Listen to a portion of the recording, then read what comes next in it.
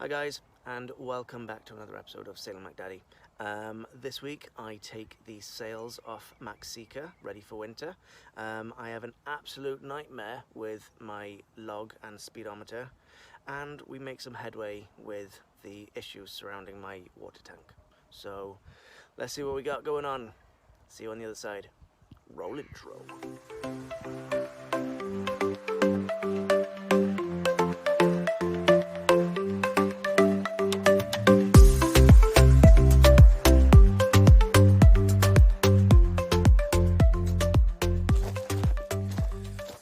So,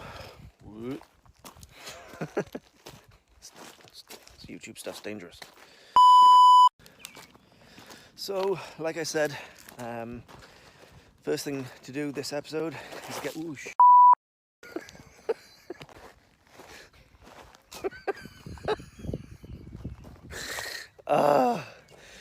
Wow, I don't get paid enough for this. I don't get paid at all. So, first job, like I said, to do today is to get the sails down off Max Seeker ready for the winter even. Yeah, so let's get those sails down and then try and tackle all the other jobs that we got on the boat.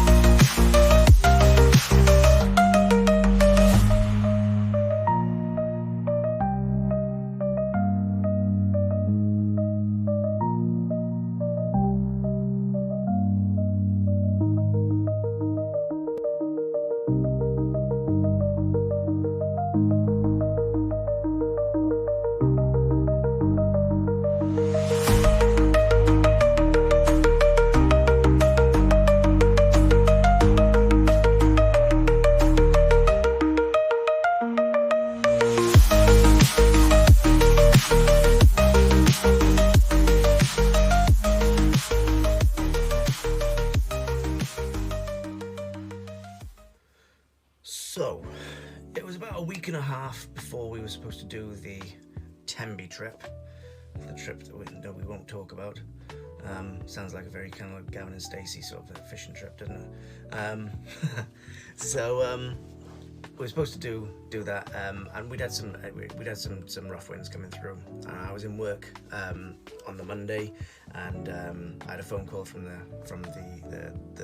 boat club, and they were saying, Nick, has your foresail got a blue trim on it? And I said, no, I don't think so. And they went, oh, okay. And I said, why, what's the matter? And they said, oh, there's a boat out here, and the foresail's come loose, and it's flapping around in the wind, and it looks like it's got a tear in it. And I was like, oh, God, that's probably going to be a bit of money for someone, isn't it? And they said, yeah. I said, okay, no problem. Thanks you anyway. Cheers, thanks. And within the hour, I had another phone call, and they went, yeah, Nick, it's your boat. And I was like, oh no, nightmare. It's another bit of money that I've got to spend now and getting a new sail or something. So they said, look, you got to get it down because there's more wind on the way. I said, all right, fine. So one of the guys that's been helping me quite a lot in the club, he's been an absolute star. So, you know, thank you very much. You know who you are. He's been helping me a lot with regards to giving me some advice and what have you. And he'd gone out and got the sail down for me and brought it in, and we had a look at it, and when we kind of looked over it, we realized that there was a tear. There was a small tear in the main sail itself on the foresail, but the majority of the tearing had come from the sacrificial UV kind of strip. So I was like, oh, okay, so we could kind of repair that bit and just buy a new bit of strip and, you know, stitch that on. And we thought, okay, that could be somewhere we can go to. So all the guys in the club had kind of advised me, look, there's a guy down in Swansea, he's brilliant, we all go to him. I said, all right, fine, fair enough. So I tried ringing that guy, couldn't get through. And I thought, okay, no problem, look, he's coming highly recommended. He's probably really busy, it's fine, I'll go down on the weekend, it's fine. So on the Saturday, I went down and I missed him. And he'd obviously gone by the time I got down there. I was like, oh, for goodness sake, just one thing after another. So with that, I went on to Google, or any other search engine that you might want to use. And so I said, okay, I found another place just outside Cardiff. I said, you know, I might as well just go. You know, I'm not far away from Cardiff. I'm just going to go there. So I rang my wife, and she was like, look, before you go down there and get disappointed again, give the guy a ring. I said, all right, fine, fair enough. So give this guy a ring. I said, oh, is that Fast Sail Repairs UK? And he says, yeah. I said, right, I'm on my way to Cardiff. I said, whereabouts are you? And he said, well, you'll have to go a bit further than Cardiff because I've moved to Cornwall. So I was like, oh no. And so anyways, this guy is called John. Lovely bloke. I ended up speaking to him on the phone. I explained the situation, and he literally just talked me through everything, all the different kind of options that I had. And you know, I mentioned that my sister-in-law was a bit of a dab hand with a sewing machine. He's like, don't use cotton. You've got to use the proper sort of material. I forget what it's called now, but he's like, you got to use that. And I said, all right, fine, fair enough. So I said, okay. So he ended up sending me some sail strip for the UV strip down. Literally, it came through the post, and it was on a bank holiday weekend. Within 2 days, I had everything I needed, and he'd given me some thread as well. He'd given me the proper thread. He told me how to use the proper stitching stuff, so I could say that to my sister-in-law. What an absolute gent, what an absolute star. He was an absolute lifesaver.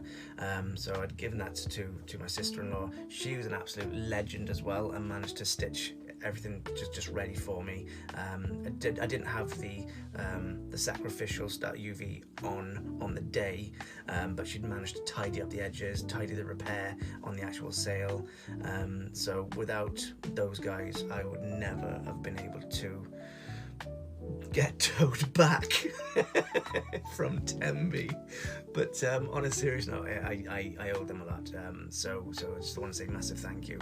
And you know, I do highly recommend Fast Sail Repairs UK. John was an absolute gentleman and man of his word. And just, you know, literally within half an hour of me speaking to him on the phone, I'd called him back for something else, and he's like, oh, I'm in the post office. It's gone. And I was like, oh, brilliant, thank you, amazing. And it was just dusted just like that. So yeah, John, massive thanks. I couldn't have done it without you, and everyone else that was involved. So yeah, thank you very much. Next job then. So underneath me is the speedometer and the depth transducer. So I don't know if you saw it before, I changed the depth sounder, so that was all sorted. But for some reason my speedometer doesn't work. And I keep thinking that maybe, well, I know that when I've gone into the boat and I've flipped the paddle, it doesn't really turn. So I think it's just a bit gunked up. So after watching a video from Mark from Weymouth to the World, big shout out to you, seeing him do his, it should be pretty simple to do. Well, he made it look simple anyway. He made it look pretty easy. So I'm gonna try it to see if it is actually that simple and easy. Otherwise, I'm calling his bluff. Right.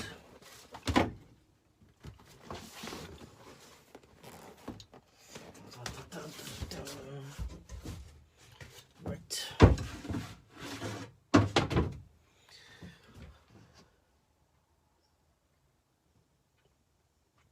Okay. Okay, let's have a look. So, it's difficult doing it one hand.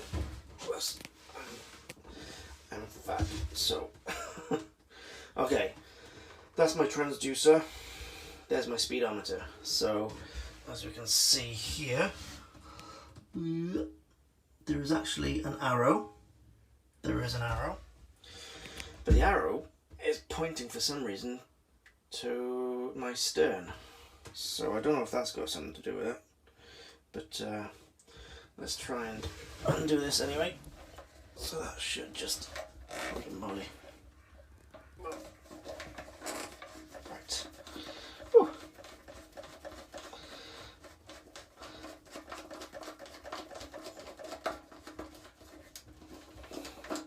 That's out. Which means this. Oh crap.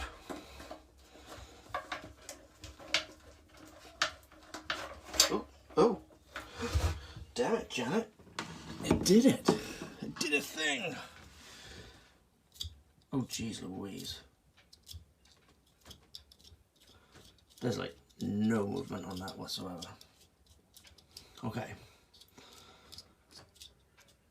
Look at that. How crusted up that is.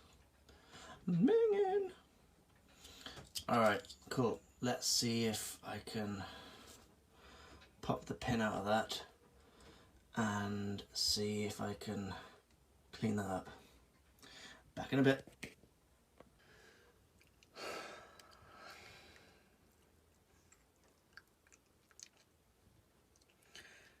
You couldn't even make it up, could you?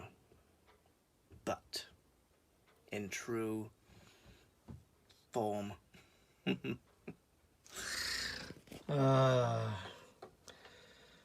I just ended up snapping that bit off. So now it just comes out.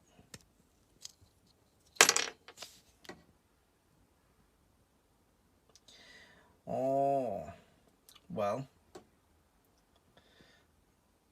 I don't think I'm going to glue that back. So,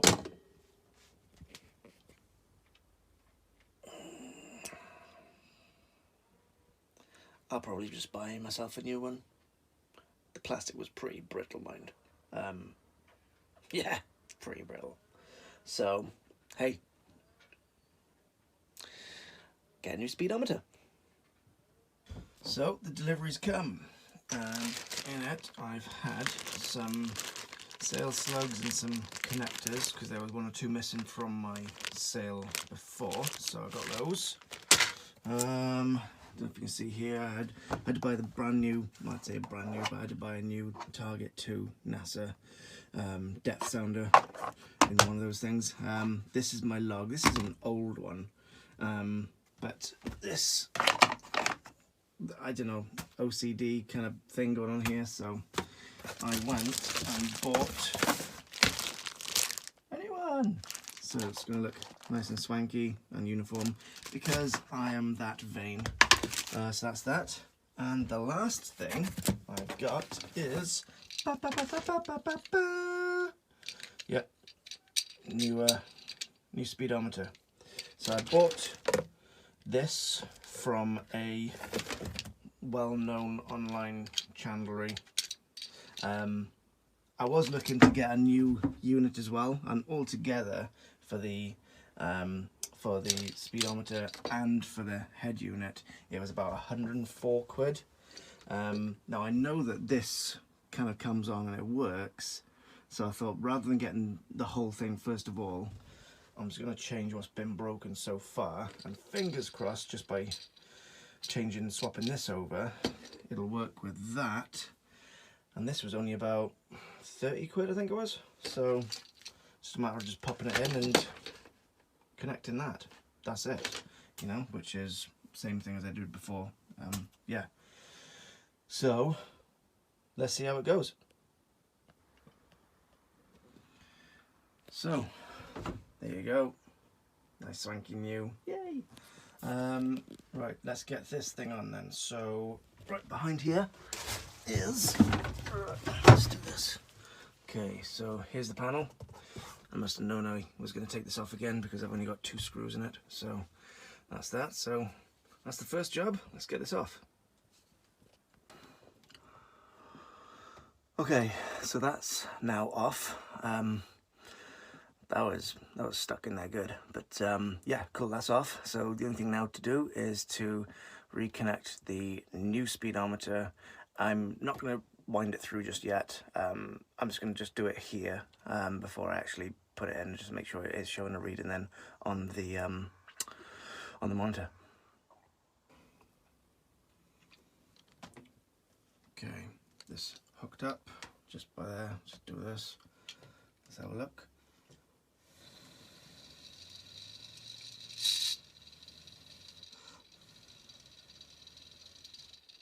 Fantastic. It works. Well, saved myself about 70 odd quid there, so that's good.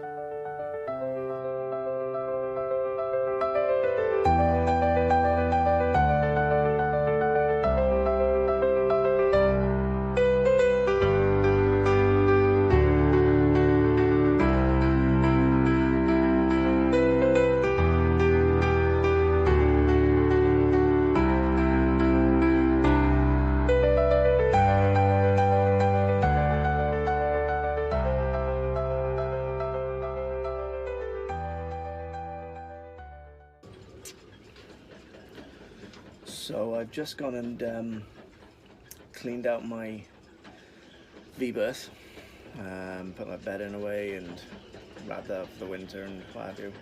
And then I wanted to check my the water tank, because that's one of the jobs on the list. And I've kind of gone inside.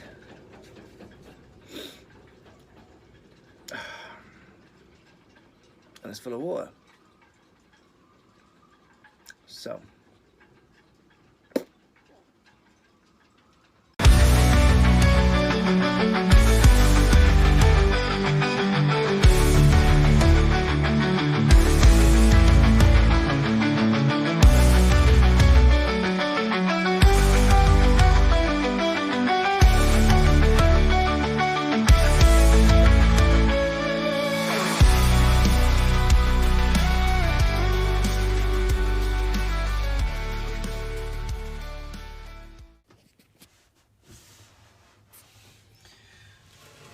okay, so inside here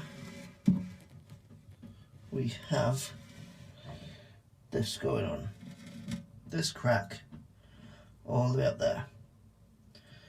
So what that means is that the water only gets to this far and it pours out all into the bottom of the V-berth. So this tank is pretty much buggered. It also looks like it's been, someone's had a job on it before and had to try and, they've tried to fiberglass this and fix it by the looks of it. You can see where it's all been, there's new fiberglass here, or resin or whatever it is, but yeah, so at least I've got to the bottom of it and realised that it was an issue. So now I've just got to take it out and get a new one.